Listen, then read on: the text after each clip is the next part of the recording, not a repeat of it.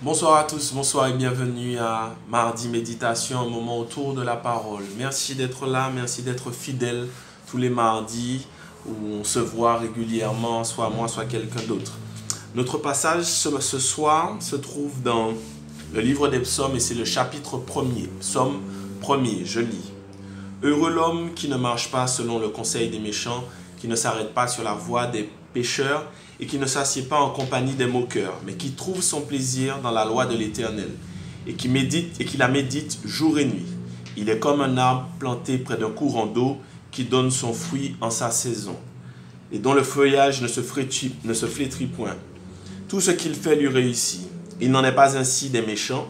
Ils sont comme la paille que le vent dissipe. C'est pourquoi les méchants ne résistent pas au jour du jugement, ni les pécheurs dans l'assemblée des justes. Car l'Éternel connaît la voie des justes et la voie des pécheurs mène à la ruine. Prions. Seigneur, ce soir, dirige-nous dans ce moment autour de ta parole. Exhorte-nous, fais-nous du bien, grandis-nous, Seigneur, et chasse ce qui ne te glorifie pas dans le nom de Jésus-Christ. Amen. Merci encore pour votre fidélité le mardi soir ou en semaine. Je sais que certains regardent en semaine.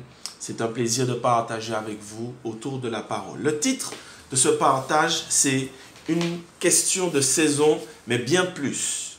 Une question de saison, mais bien plus. Si vous êtes un homme normalement constitué ou une femme qui vit dans cette société en 2021, je m'avance à dire que dans ce texte, la petite phrase qui est intéressante, la petite phrase qui choque le plus, c'est celle qui dit « Tout ce qu'il fait lui réussit ». En effet, cette petite phrase extraordinaire, elle est presque utopique. Tout ce qu'il fait lui réussit. Cela veut dire que cette personne va entreprendre n'importe quoi, elle réussira. Elle va toucher à n'importe quoi, ça va marcher. Elle va se lancer dans une affaire, elle va aider quelqu'un, elle va conseiller quelqu'un, elle va partir à zéro, ça va marcher. Elle va entreprendre une activité, ça va marcher. Elle va entreprendre changer de branche, changer de métier, choisir une voie. Tout ce qu'elle va faire va réussir. Cette simple phrase donne l'impression que cette personne ne va pas connaître l'échec, elle ne va jamais échouer, elle va gagner, gagner et gagner. Soit ses deux mains valent de l'or, soit sa connaissance, son cerveau vaut de l'or. Presque utopique. Mais c'est quand même la Bible qui le dit. C'est quand même la Bible qui dit que tout ce qu'il fait lui réussit. Si on prend le texte et on remonte petit à petit, il y a deux choses qui devraient attirer notre attention.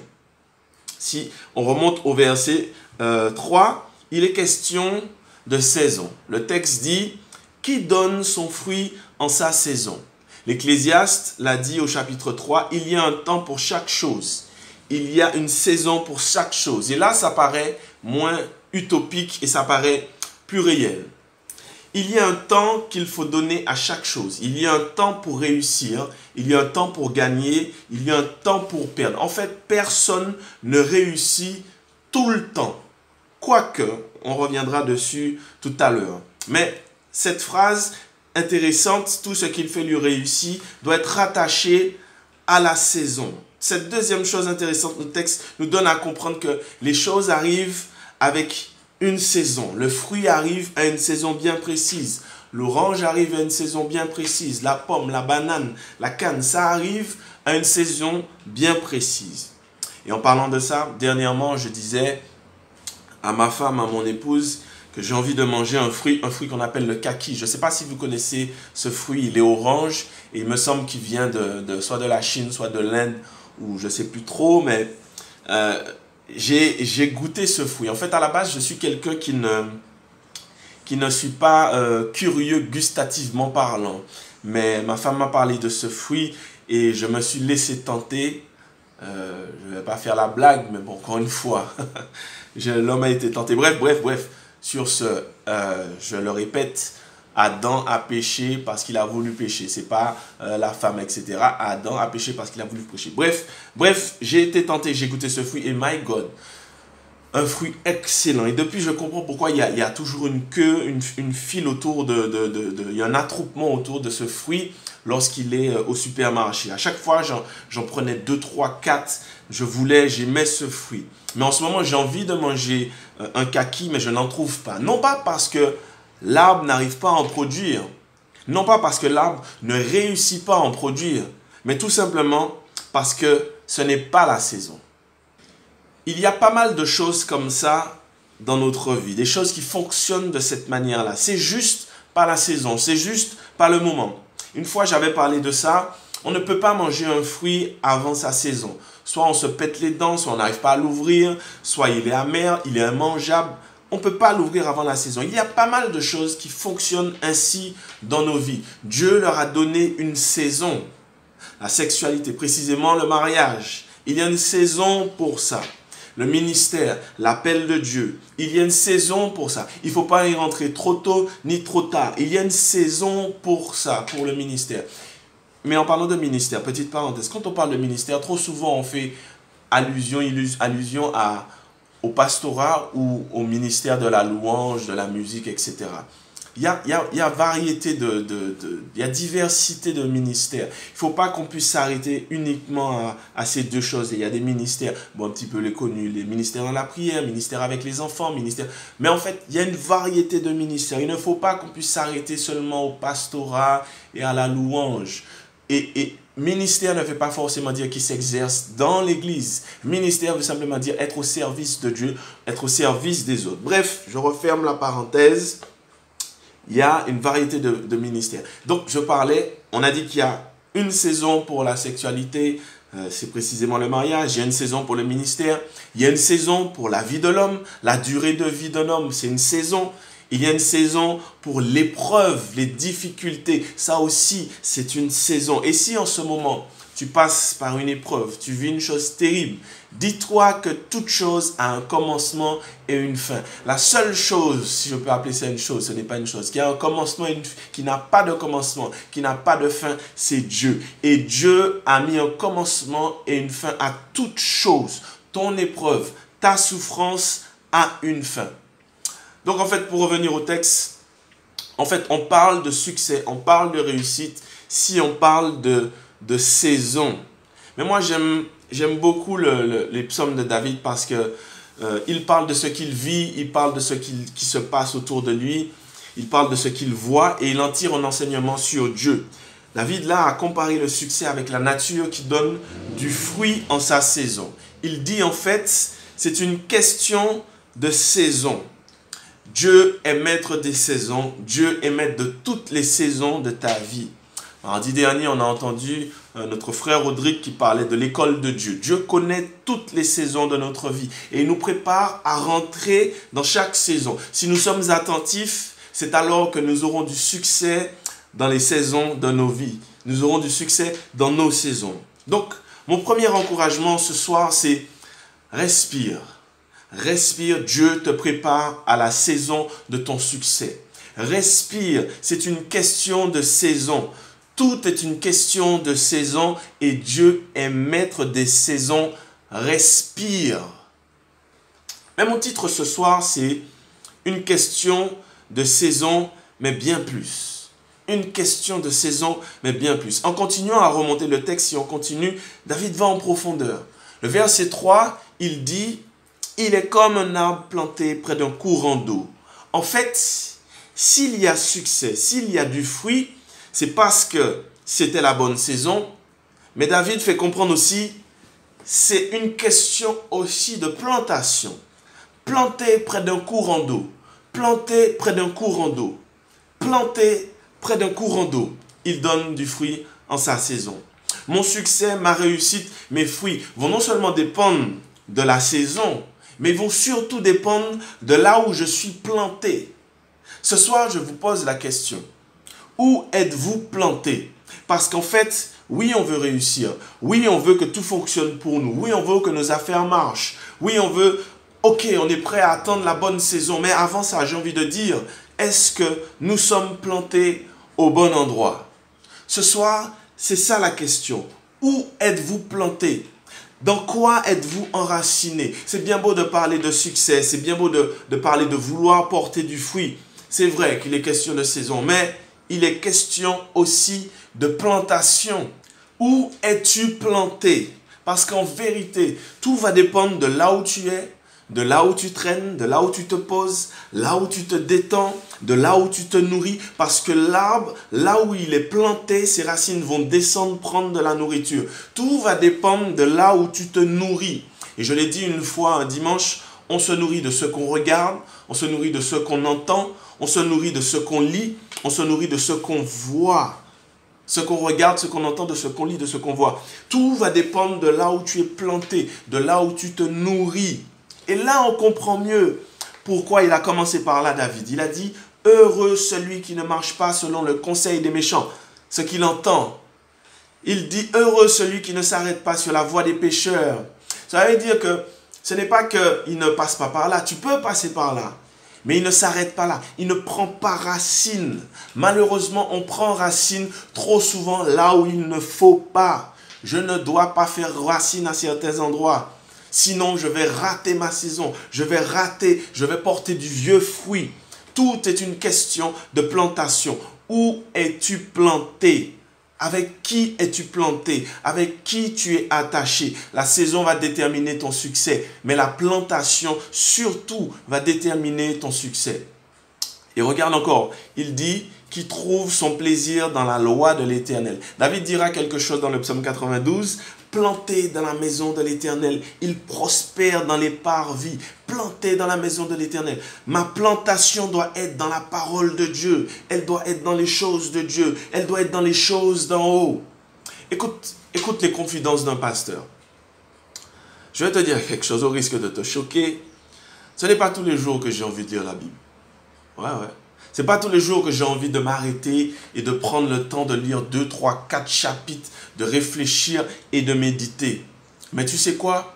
Je m'efforce à le faire parce que c'est là que je serai planté. C'est là que je vais prendre des racines. Trop souvent, les chrétiens ne s'enracinent pas dans la parole de Dieu.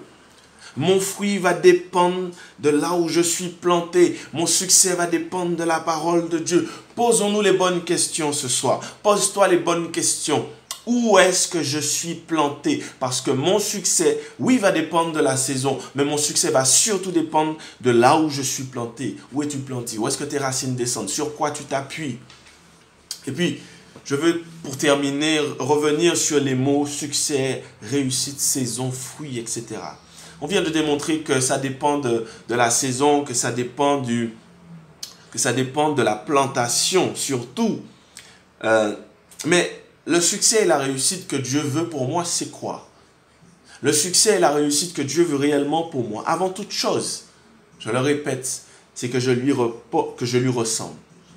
Le succès et la réussite que Dieu veut pour moi, c'est que je lui ressemble, que je porte son image, que je ressemble à Jésus-Christ. Que je ressemble à Jésus-Christ. Il y a les évangiles pour voir qui est Jésus. Il y a ces 2 versets que Jésus va reprendre pour nommer toute la loi. Tu adoreras le Seigneur ton Dieu de ton cœur, de ton âme, de ta pensée, et tu aimeras ton prochain comme toi-même. Mais Paul, plus tard, va dire quelque chose d'extraordinaire. On peut pointer du doigt dessus, on peut s'identifier avec. Il dit, Galates 5, 22, mais le fruit de l'esprit, c'est l'amour, la joie, la patience, la bonté, la bénignité, la fidélité, la douceur, la tempérance. Le fruit de l'esprit ou encore la réussite aux yeux de Dieu, c'est le fruit de l'esprit.